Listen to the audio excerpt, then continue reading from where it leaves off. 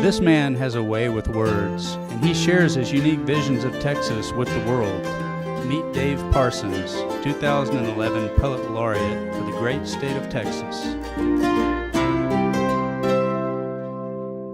I'm going to read the Texian, a poem that I was asked to write to commemorate the groundbreaking and unveiling of the Texian statue behind me here that was done by Craig Campobello.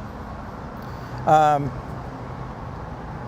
did a lot of Texas history study before I did this poem.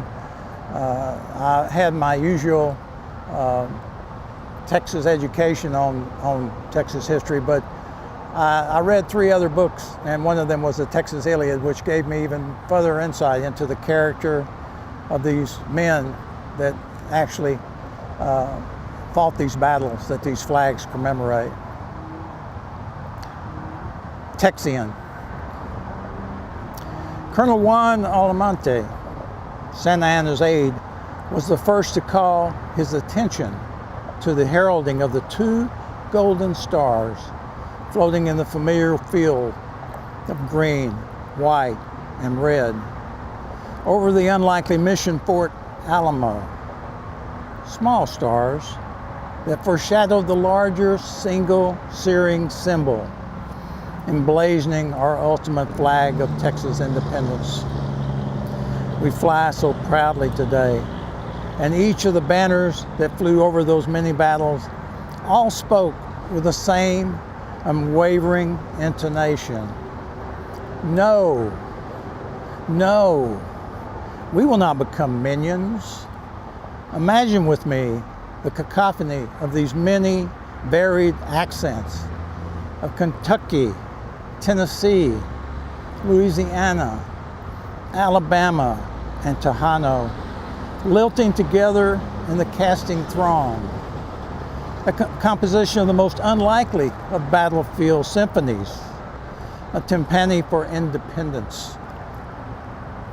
Walt Whitman wrote in his Leaves, "They were the glory of the race of rangers, matchless with a horse, a rifle, a song, a supper, or a courtship, large and turbulent, brave, handsome, generous, proud, affectionate, bearded, sunburnt, dressed in the free costume of hunters, not a single one over the age of 30.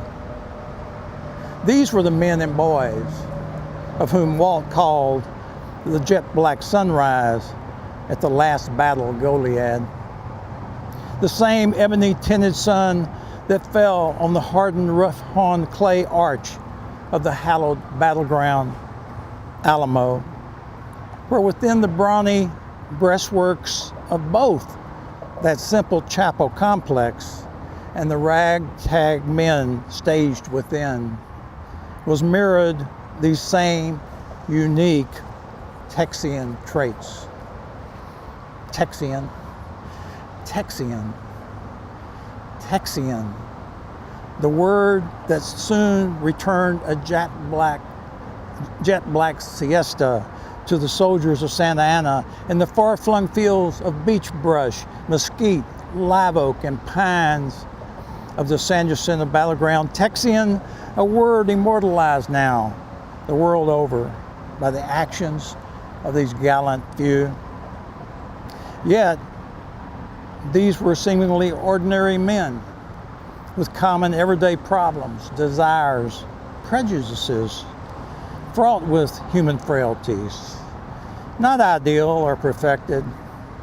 It is said even General Sam Houston, years before these momentous days, standing deeply depressed, perched top deck on the riverboat Red Rover, was saved from a suicidal fall by the sudden flash of auburn plumage as an eagle, a Cherokee omen foretelling a greatness to come, swooped, auguring down toward him.